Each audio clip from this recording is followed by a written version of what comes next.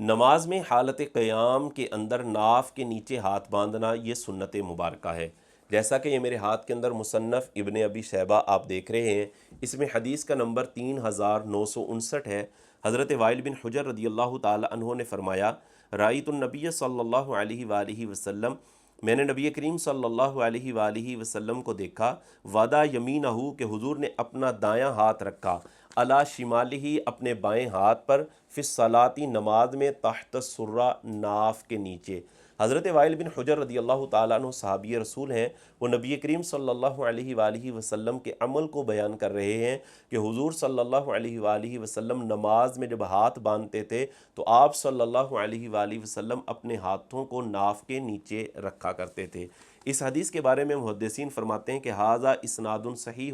یہ جو حدیث ہے اس کی سند بالکل صحیح ہے، اور فرماتے ہیں ورجالہ کلہم ثقات، اور اس حدیث کے سارے راوی ہی ثقہ ہیں۔ مخالفین کے پاس جب اس حدیث کا کوئی جواب نہ بن سکا، انہوں نے ایک اور بات کر دی اور کہا جی یہ جو تحت السرہ کے لفظ ہیں یہ اصل نسخے میں نہیں ہیں، یہ کسی نے اپنے پاس سے داخل کر دیے ہیں۔ جب بندے کے پاس کسی بات کا جواب نہ ہو اور وہ حدیث کا انکار کرنا چاہتا ہو تو وہ اس طرح کی باتیں کرنا شروع کر دیتا ہے۔ ہم آپ کے سامنے چند نسخے بتاتے ہیں کہ جن میں یہ تحت السرہ کا لفظ موجود ہے، یعنی تمام نسخہ جات میں تحت السرہ کا لفظ آیا ہے۔ ان نسخہ جات میں سب سے پہلا نسخہ ہے امام قاسم بن قتل بغا کا، اس میں بھی تحت السرہ کے لفظ موجود ہیں۔ شیخ اکرم نصر پوری کا جو نسخہ ہے اس میں بھی تحت السرہ کے لفظ موجود ہیں۔ شیخ عبد القادر مفتی مکہ المکرمہ، ان کے نسخے میں بھی تحت السرہ کے لفظ ہیں۔ شیخ عابد سندھی کے نسخے میں بھی ہیں، شیخ ہاشم سندھی کے نسخے میں بھی ہیں، شیخ مرتضیٰ الزبیدی کے نسخے میں بھی ہے، اور مکتبہ امدادیہ کا جو نسخہ ہے اس میں بھی تحت السرہ کے لفظ موجود ہیں۔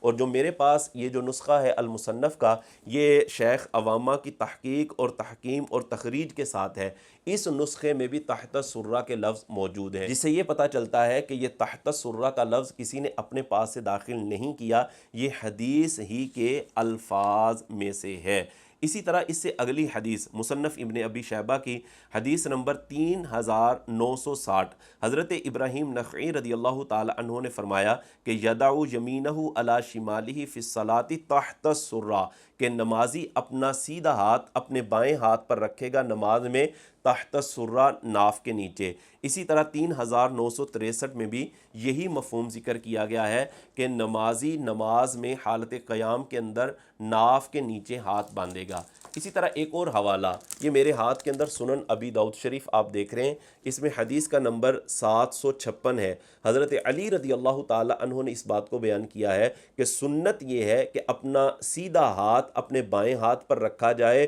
اور تحت السرہ، ناف کے نیچے رکھا جائے۔ بعض لوگ کہتے ہیں کہ یہ جو حدیث ہے نا حضرت علی رضی اللہ تعالی عنہ کے حوالے سے، اس حدیث کی سند میں ایک راوی ہیں عبد الرحمن بن اسحاق، ان کو محدثین نے ضعیف قرار دیا ہے۔ تو بھائی اگر چند محدثین نے ضعیف قرار دیا ہے تو ہم آپ کو بہت سارے ایسے محدثین بھی دکھا دیتے ہیں جنہوں نے انہی کی حدیث کو صحیح بھی قرار دیا ہے اور حسن بھی قرار دیا ہے۔ یہ میرے ہاتھ کے اندر سنن ترمذی شریف ہے، اس میں حدیث کا نمبر 741 ہے۔ حضرت عبد الرحمن بن اسحاق والی حدیث ہی کو حضرت امام ترمذی علیہ رحمہ نے فرمایا کہ ھذا حدیث حسن، کہ ان کی جو حدیث ہے وہ حسن ہے۔ اسی طرح یہ میرے ہاتھ کے اندر مستدرک علی الصحیحین ہے امام حاکم کی، اس میں حدیث کا نمبر 1985 ہے۔ اس میں امام حاکم علیہ رحمہ نے انہی کی حدیث کو صحیح قرار دیا ہے۔ اسی طرح 1983 یہ بھی حدیث ہے، اور اس میں بھی راوی عبد الرحمن بن اسحاق ہیں،